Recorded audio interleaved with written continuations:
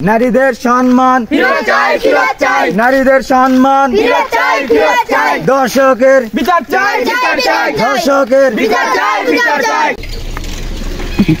সম্মান নারীদের সম্মান। দেখছো বন্ধু দিনকাল কি চলে এলো, এখন আগে ধর্ষণ করতে দিবি গো লাগে না। যদি ধর্ষণ গুলো আর কি মা বোনের সাথে যদি করা হতো তাহলে কি হলো?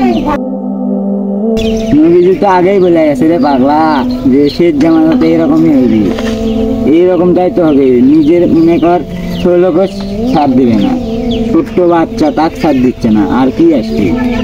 আর কি কোনোই দেওয়া মহব্বত নাই বন্ধু, একবার করলে নিকারে এরকম হবি না তো কি হই বন্ধু?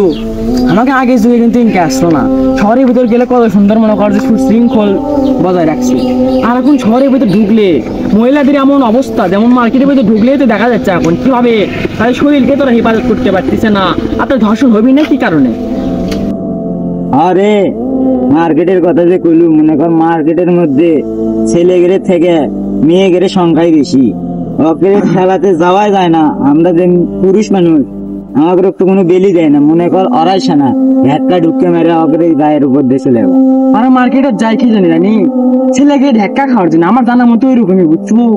এখন তো মনে করে ছেলে তো মার্কেটে ঢুকতেই পারছে না, আর মেয়ে গেলে যে পোশাক আশাক দেখলে তো কি একবার মানুষের কি যে লোভ লালসা আসবি না ওকে ওপর।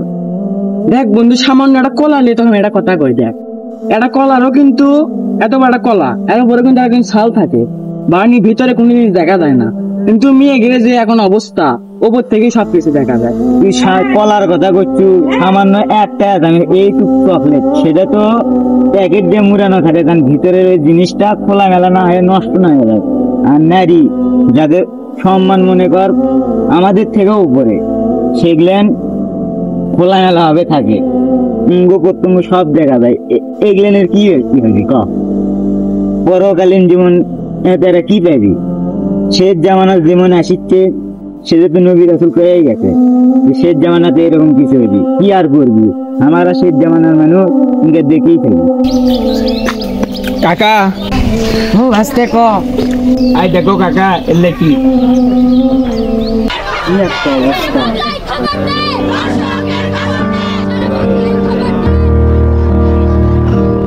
দেখছা কাকা দেশের পরিস্থিতি কি? দেশের পরিস্থিতি তো অনেক আগে থেকেই দেখিচ্ছে এই অবস্থা, কিন্তু ইদানিং আসে যে অবস্থা হয়ে গেছে তা এখন বলে বোঝানোর ভাষা নাই। শেষ জামানা, এখন কিছু কয়েও লাভ নাই, বোঝানোর মতনও কিছু নেই। আসসালামু আলাইকুম গাইস, এটা একটা শিক্ষণীয় ভিডিও ছিল, সবাই কেউ খারাপ মন্তব্য কেউ করবেন না, সবাই সচেতন থাকবেন। সবাই তো দেখতেই পাচ্ছেন দেশের পরিস্থিতি কি।